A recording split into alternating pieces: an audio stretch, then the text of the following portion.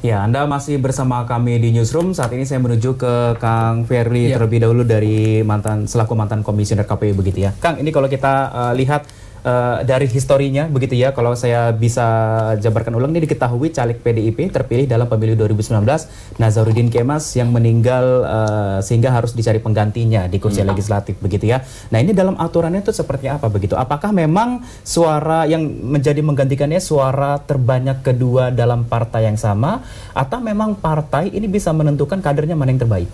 Iya, pertama adalah bahwa kita menggunakan sistem proporsional terbuka. Tentunya di sini adalah pilihan rakyat itu menjadi hal yang sangat penting untuk diperhatikan. Yang kedua adalah bahwa di dalam ketentuan Undang-Undang 7 tahun 2017 dijelaskan bahwa di pasal 426 kalau tidak salah itu dijelaskan bahwa proses pergantian calon anggota legislatif terpilih baik itu di DPR, DPRD provinsi, kabupaten kota dan juga DPD, terutama yang di DPR itu adalah nomor urut terbanyak berikutnya. Kedua. Terbanyak berikutnya. Berikutnya. Jadi kalau misalnya yang terbanyaknya nomor 9, ya terbanyak berikutnya nomor 9, kan seperti itu. Jadi prinsipnya adalah yang terbanyak berikutnya. Jadi, nah sebenarnya ruang itu kan sudah selesai. Tidak ada lagi ruang yang memang diberikan yang ada. Itu dalam hal ini Rizky Aprilia begitu ya? Iya, harusnya seperti itu. Berhak menggantikan begitu harusnya ketika Pak Nazarudin Kemas ini meninggal, maka pergantinya karena Rizky Aprilia ini menduduki posisi urutan terbanyak berikutnya, maka dia yang harus menggantikannya. Cuman kan di sini ruang itu ditutup oleh partai misalnya seperti itu. Sehingga ada juga beberapa kasus yang lain, misalnya partai tidak juga memperhatikan sistem pemilu kita yang proporsional terbuka, menggantinya dengan calon yang memang dianggap oleh partai itu adalah mungkin berjasa buat partainya, kan seperti itu. Di Gerindra, tidak hanya di PDIP kan seperti itu. Kasus Wulan Jamila, kasus di Sulawesi Selatan, di Kalimantan Barat, dan sekarang di Sumatera Selatan 1. Ini kan menjadi pelajaran bagi kita terkait bagaimana proses pergantian calon terpilih ataupun pergantian antar waktu yang memang dilakukan. Nah, catatannya adalah bahwa di sini ternyata memang bagaimana partai politik itu melakukan proses rekrutmen politik yang memang betul-betul baik sebelumnya, kan itu. Harusnya kan sudah selesai. Jadi tidak perlu lagi partai juga bicara soal apakah dia punya komitmen atau tidak kepada partai. Apalagi KPU juga sudah menyuratkan, membalas surat yang terkait dengan... KPU sudah melakukan upaya-upaya dari mulai proses pencalonan sampai dengan proses pergantian, kalau memang ada pergantian dengan aturan yang ada. Jadi mekanisme ini yang harus juga dijaga oleh peserta pemilu atau partai politik itu sendiri. Berarti memang aturannya sudah ada begitu ya, walaupun kemarin juga KPU juga sudah menyuratkan memang tidak bisa ditolak begitu. Harus Rizky Aprilia yang menggantikan begitu ya. Saya ke Mas Donald. Mas Donald, kalau memang tadi Kang Ferry sudah menyatakan aturannya sudah ada nih, sudah berlaku begitu, memang step-stepnya sudah ada. Tapi kenapa harus ada uang 900 juta rupiah begitu? Kang Ferry, silakan. Ya, ini kan Kang Donald, sorry. Ini kan kalau kita runtut kasus ini dari sebab awal, saya mau menyimpulkan ini kan partai sendiri yang menggali penyakit.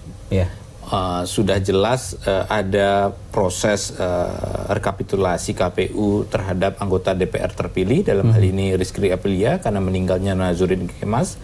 Dia yang punya suara tertinggi, tapi partai mencoba untuk melakukan proses pergantian antar waktu yang basis hukumnya tidak jelas.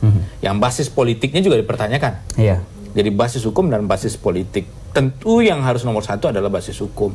Kang Ferry sudah menyampaikan tadi pasal 426 Undang-Undang 7 2017 tentang pemilu plus pasal 242 Undang-Undang MD3. Dua ketentuan ini mestinya menjadi acuan bagi PDIP di luar fatwa Mahkamah Agung untuk punya basis hukum mengganti atau tidak mengganti seseorang.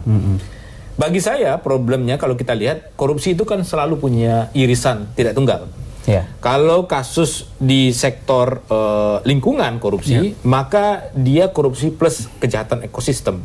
Kalau diperbankan maka korupsi plus kejahatan ekonomi. Kalau sekarang politik, korupsi plus kejahatan demokrasi.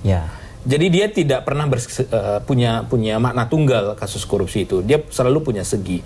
Yang kita lihat hari ini dugaannya adalah baik pada level penerima, dalam hal ini Wahyu Setiawan, plus pemberi diduga melakukan kejahatan korupsi plus kejahatan demokrasi sesungguhnya. Karena mau melakukan proses pergantian antar waktu yang basis legitimasi hukumnya dipertanyakan atau paling tidak kabur sampai dengan sekarang ini. Saya tanya ke orang PDIP, apa alasan you mengganti kira-kira seperti itu? Orang yang secara fakta otentik suara perolehan suara itu jauh hanya 1/8 yang dimiliki seorang Rizky Aprilia.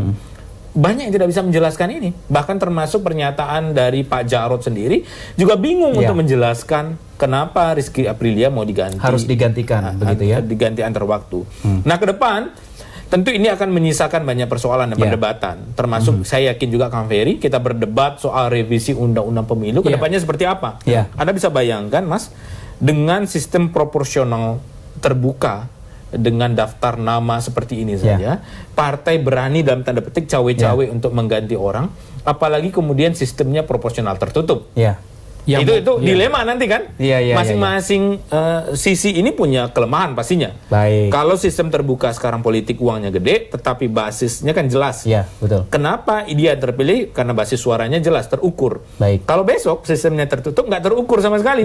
Ini yang potensi didagangkan di internal partai. Bisa jadi mungkin ada partai-partai juga yang akan mencoba mengganti karena mungkin tidak sesuai dengan keinginan partainya. Kita akan bahas lebih lanjut setelah nanti ini lebih seru lagi sepertinya. Kita akan bahas usai jeda pariwara berikut, tetap bersama kami di Newsroom.